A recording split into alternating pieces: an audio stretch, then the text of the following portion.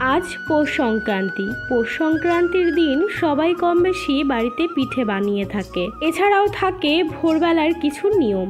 তবে কার বাড়িতে কেমন নিয়ম রয়েছে অবশ্যই আমাকে কমেন্টে জানিও। তো ঠিক তেমনই আমাদের বাড়িতেও যেমনটি নিয়ম আছে সেরকমভাবেই আমি কিছু করছি। দেখো, অনেকে এই কাজটা অনেক ভোর রাতের বেলায় করে থাকে। তো সেটা অনেকে স্নান করেও করে, অনেকে স্নান না করে বাসি কাপড় ছেড়েও করে। এক্ষেত্রে আমি কিন্তু স্নান করেই করি, যে জন্য আমার একটু বেলা হয়ে যায়। সকালের বাসি কাজকর্ম সেরে স্নান করে তারপরেই পুজোটা করি। আর এখানে দেখো চালের গুঁড়ো দিয়ে প্রথমে আমি 7টা পিঠে দিয়েছি। তারপরে নিজের যতটুকু চেষ্টা দিয়ে সুন্দর একটা আলপনা দেওয়ার চেষ্টা করেছি। কেমন হচ্ছে অবশ্যই তোমরা কমেন্টে জানিও। জানি ভিডিওটা দিতে একটু দেরি করে ফেললাম, তবে কিছুদিন ধরে খুবই ব্যস্ত রয়েছি। সব কিছুর মধ্যে দিয়েও চেষ্টা করি তোমাদের সঙ্গে এরকম ছোট ছোট কিছু শেয়ার করার, যেটা আমার জীবনেরই গল্প। আর আজকে কিন্তু আমার ভিডিওটা করে দিচ্ছে কুষাণ ক্যামেরাটা কিন্তু বেশ ভালো ধরতে শিখে গেছে। আর ও কী বলছে তোমরা একটু শোনো। দাদা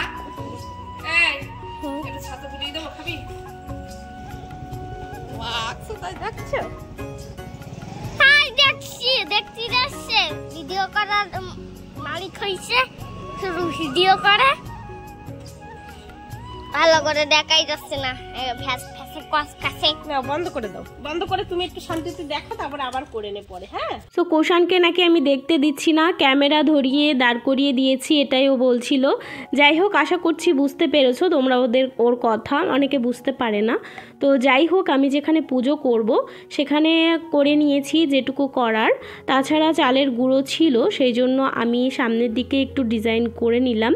যেহেতু গোলানো রয়েছে সেই জন্যই করলাম। কেমন হয়েছে অবশ্যই কমেন্টে জানিও। আর তোমাদের বাড়ির নিয়মগুলো অবশ্যই জানিও, আর কে কে এরকম পুজো করেছো সেটাও জানিও। আরও একটা ভিডিও খুব তাড়াতাড়ি আসছে, যেটা তোমরা এখনও আমার চ্যানেলে কখনোই দেখোনি।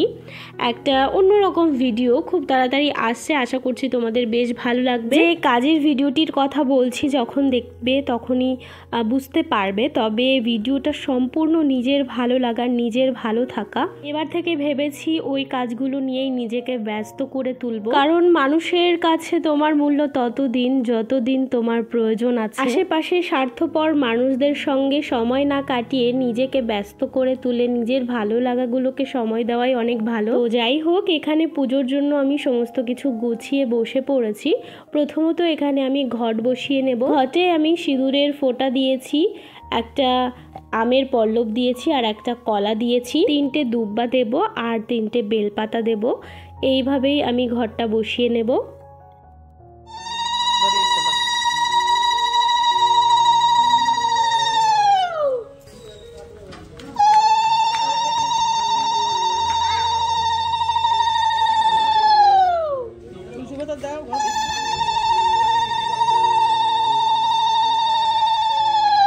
তো আমার বিয়ের পর থেকে প্রতি বছরই কিন্তু আমি এই কাজটা করেই আসছি। অনেক সকাল সকাল করি। এবছরে একটু লেট করেছি, কারণ আমার খুব সর্দি কাশি ঠান্ডা লেগেছে, যে জন্য একটু বেলা করে স্নান করেছি। তবুই 8টা সাড়ে 8টার দিকে আর 9টার মধ্যে আর কি পুজোটা করে নিচ্ছি। তো তোমরা যারা করো এই পুজোটা কত সকালে করেছো অবশ্যই আমাকে কমেন্টে জানিও। আর ছোটোবেলা থেকেই দেখেছি আমার মাকেও করতে, তবে আমার মা কিন্তু সেই রাত থাকতেই করতো। আর আমাদের যেহেতু মাটির উঠোন ছিল, এ বাড়িতেও ছিল তো প্রথমের দিকে, আর উঠোন পাকা করাও হয়েছে ওই ধরো 3 বছর হয়ে গেছে। তো সেই মাটির উঠানে বড় করে পর্দা এঁকে তারপরে বেশ ভালো আলপনা দিত। আমার মাও খুব ভালো আলপনা দিতে পারে, মা ভালো আঁকতে জানে, ওই জন্যই হয়তো আমিও বেশ ভালো আঁকতে পারি। তবে মায়ের থেকে আমি বেশি ভালো পারি। সবাই বলে এটা আমার কথা নয়, এটা সবার কথা, আশেপাশে সবাই বলে। এখানে পুজো করা হয়ে গেছে। বাড়িতে ছিল অনেক বাচ্চারা, ওরা বক্স নিতে এসেছিল কুমির পুজোর জন্য।